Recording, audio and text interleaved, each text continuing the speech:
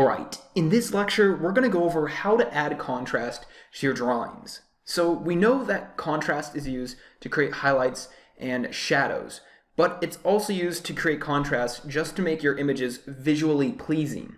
And the way you do this is by making sure that you have darker things next to lighter things. So right now, we're going to go ahead and add contrast to this character by adding values. So I've drawn this character up, and I drew him up really quick. He wasn't very well thought out, but I thought it was kind of a little funny idea. Little futuristic boy on a hovering platform. And so we're going to go ahead and add some contrast to this. So we're going to start off with his hair. So I know I want his hair to be darker, and that means that his skin should probably be lighter. Not in every case, but just for demonstration purposes, we want to try to create as much contrast in this drawing as possible. So starting with his hair, I'm going to go ahead and fill that in darker.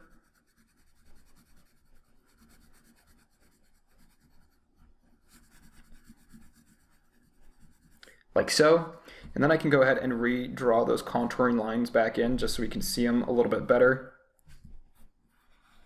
Perfect. Then we know that since this is darker, we want to make as much contrast as possible, so whatever is next to it needs to be light. So we're going to keep his skin pretty light. We might add a little bit of shading in there on this side of him and underneath his neck. And then we might even add sort of some rosy cheeks in there, like so. And maybe even add sort of a rosy nose. All right, perfect. Now let's go ahead and move on to the shirt. So since his skin is lighter, we know that we want his shirt to be darker. So we're going to go ahead and fill this all in with a darker color. But then that brings us to the graphic on his tee. So we want more contrast here, and so the graphic on his tee is going to be a lighter color. So we're going to leave that light.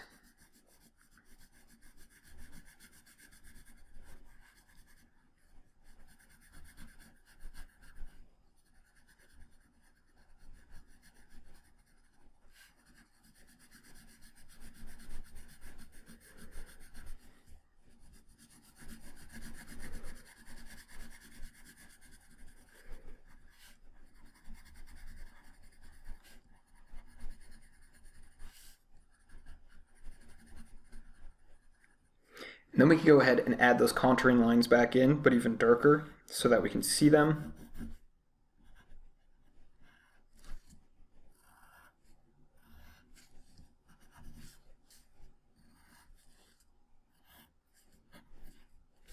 Perfect.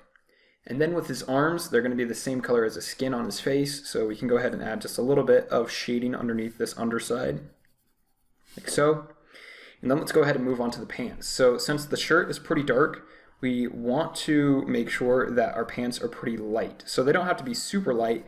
We just want contrast between this edge and that edge. So let's go ahead and fill those in with a light gray, like so.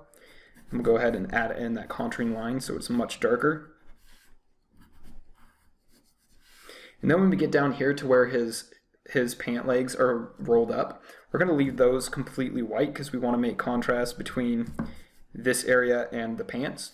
And then when we get to the shoes, we want contrast between this white area and the shoes. So let's go ahead and fill those in with a black.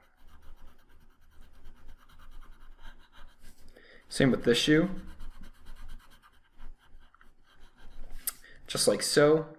And now I'm noticing we're creating too much contrast down here, and this is becoming the focal point. And so what we want to do is we want to make his face the focal point, so we need to make more contrast up there. The way we'll do that is by adding darker shadow up here.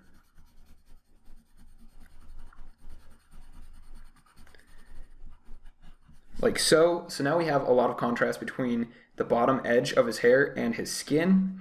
And then down here we can actually go ahead and fill these in with a light gray, because it's better that there's no contrast between this and that, and this not become the focal point, than this not being the focal point and that being white. So you want to make sure that you're thinking about what you want your focal point to be, and that's really the main thing that matters.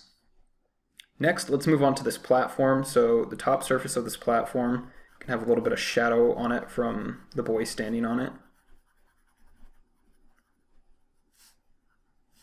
And then this other underside is going to be filled in with a light gray. And then this under here can be filled in with a darker gray. Then we can go ahead and add in those contouring lines.